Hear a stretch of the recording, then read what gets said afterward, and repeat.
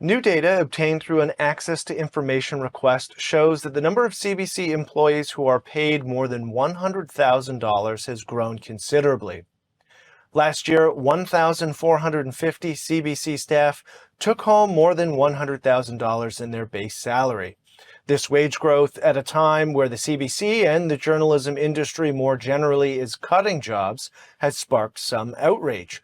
One of those organizations that has a lot to say about these salaries is the Canadian Taxpayers Federation, and I'm now joined by Kris Sims, Alberta Director for the CTF. Kris, thank you very much for joining us. Thanks for having us.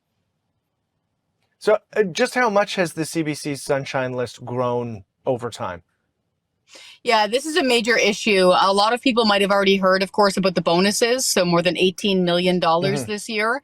And if the CBC had a Sunshine List, which it doesn't, it's just something we were able to dig up. If they had one, it would have grown by more than 230% since the Trudeau government won power. So this is really an eye-popping amount of money. And for folks, once again, that's about 1,400 people just over making $100,000 per year. That is an enormous amount of money at the state broadcaster. You mentioned those bonuses that obviously made headlines. Are we seeing that type of growth in bonuses as well over time? Yeah, it's a huge amount of bonuses. And so if you take a look at it, it is several $1 million per year since 2015. So if you stack all of them up, I think the number was astonishing. I think it was over $100 million since 2015 if you add them up year over year. And again, it's one of those things that's really boggling. If you take a look at just the executive pay, the executive bonuses that those guys got, the suits, the brass at the CBC, it was more than $70,000 per person. If you work that out, that is more than the take-home pay of the average Canadian family. So it's really eye-popping. Now, what would you say to those who argue that the CBC has high viewership and thus those salaries and bonuses are deserved? Interesting question. It doesn't. The CBC's viewership has been plummeting, and this is based on their own numbers. In fact, the latest data that we could find for their 6 o'clock news hour was startling. I think they've stopped reporting it, actually. It was around 1%. 1% of Canadians were watching the 6 o'clock news. And for their CBC News, their primetime share, it was around 2 to 3% share. That means about 97% of Canadians on any given night are choosing to not watch the CBC. So their viewership is really spiraling. And this is what I find key as a former longtime journalist and member of the press gallery. They also won't tell us how many people are engaging with them through GEM.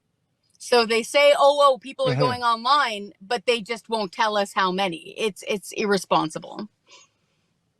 And I guess, would you argue that they have a duty to disclose what the engagement is on their platform, GEM? Yeah, for sure. So the CBC is not a private broadcaster. If this were a private broadcaster that wasn't using taxpayers' money, we wouldn't be having this conversation. Because who cares how many people they do or don't have watching? The issue is that the CBC does take $1.4 billion from us this year.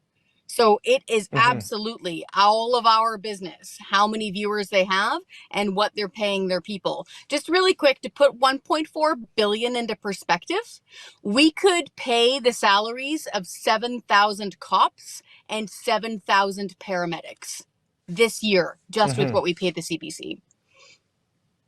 Yeah, you raise a good point about accountability. If it was a private broadcaster, they would have a fiduciary duty to be accountable to shareholders. In this instance, with a state broadcaster, one would assume the accountability should be to taxpayers. But I guess this begs the question, should there be a future for the CBC? And if so, what should that future be?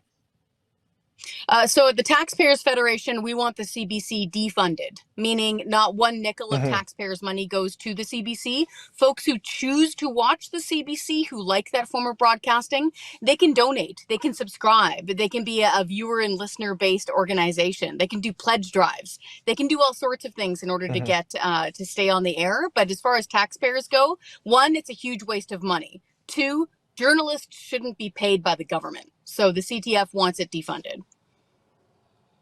Yeah, and I guess what you're suggesting is more along the NPR model in the U.S., where they have to solicit funds from those who support them. Kris, thank you very much for taking the time to sit down with us and for doing the digging on these figures. We really appreciate you joining us. Thank you.